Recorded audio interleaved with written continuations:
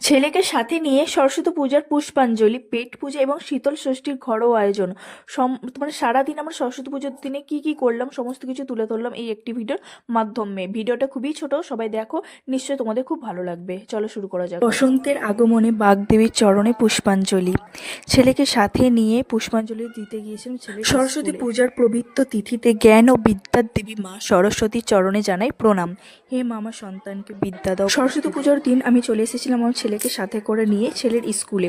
বাড়ির কাছাকাছি পুজো হচ্ছিল, কিন্তু সেখানে আর পুষ্পাঞ্জলি দিলাম না, কারণ ভাবলাম যে স্কুলে যায় ওর বন্ধু বান্ধবদের সাথে দেখা হবে, টিচারদের সাথে দেখা হবে এবং সবাই মিলে খুব আনন্দ করা হবে। সেখানেই পুষ্পাঞ্জলি দিলাম, খুব ভালো লেগেছে স্কুলে এসে। আর সেখান থেকে একই স্কুলের মধ্যে দুটো সরস্বতী ঠাকুর উঠেছিল, সেখানে একটু ঠাকুরের ফটোটা নিয়ে এলাম, খুব সুন্দর লাগছিল মাকে।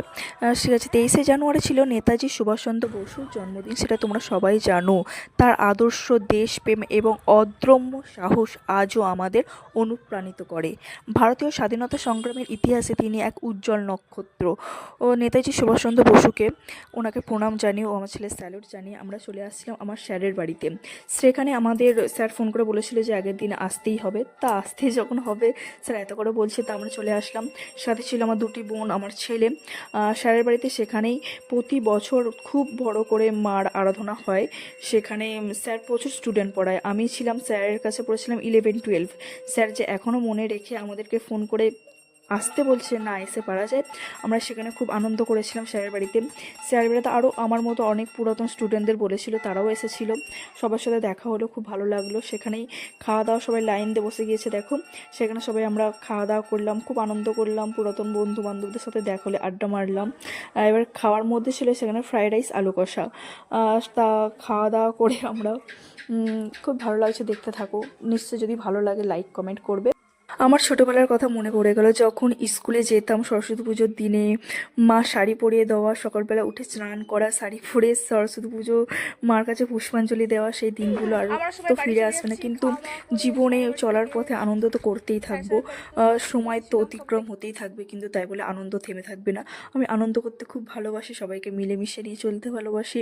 তা আমাকে যতই বড় হচ্ছে জানি না এগুলো আমার সাথে সাজে কিনা, যাই হোক আমি ভালোবাসি, তাই আমার মন যাচাই আমি তাই করি। তা বোনকে নিয়ে সাথে নিয়ে আমরা সব বাড়ির দিকে রওনা দিচ্ছি। বাড়িতে আরও কাজ আছে, তা দেখতে থাকো, নিশ্চয়ই বুঝতে পারবে। হ্যাঁ, এখানে হচ্ছিল শীতল ষষ্ঠীর আয়োজন। সরস্বতী পুজোর পরের দিন শীতল ষষ্ঠীর রীতি অনুযায়ী আগের দিনে রান্না করা ঠান্ডা গোটা সেদ্ধ তরকারি ও পান্তা ভাত খাওয়া প্রচলন রয়েছে। এটি আমাদের মা ঠাকুমার দিন থেকেই প্রচলিত রয়েছে। এখানে বিভিন্ন ধরনের সবজি ছিল, শীতকালীন সবজি যেরকম ছিল লাউ শাক, সিম, বেগুন, ফুলকপি, বাঁধাকপি, মটরশুঁটি, কলমি শাক, হামানদিস্তায় মশলা গুঁড়ো হবে।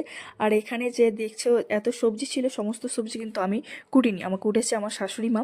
এবং এই যে রান্নাটা হচ্ছে, আমি জাস্ট খুন্তি নাড়ছি তোমাদের দেখানোর জন্য। আমি এত তরকারি করতে পারি না, আর পারবো না। আমি এত এক কড়া তরকারি তো নাড়তেই পারছো না দেখো। তা সমস্ত তরকারিটা আমার শাশুড়ি মাই করেছিল জাস্ট। আর তোমরা ভাবছো যে আমি সারা কী বলবো, আমি এত করে তরকারি পারি না, আমি অল্প অল্প রান্না করতে পারি। যাই হোক, রান্নাটা খুব টেস্ট হয়েছিল। মায়ের প্রসাদ তো যে কোনো রান্নাই খুব ভালো হয়। যেরকম রান্নার পূজা রান্নাগুলো যেরকম ভালো হয়, সেরকম কোটা ষষ্ঠীর রান্না খুব ভালো হয়। আমার তো খুব ভালো লাগে। বন্ধু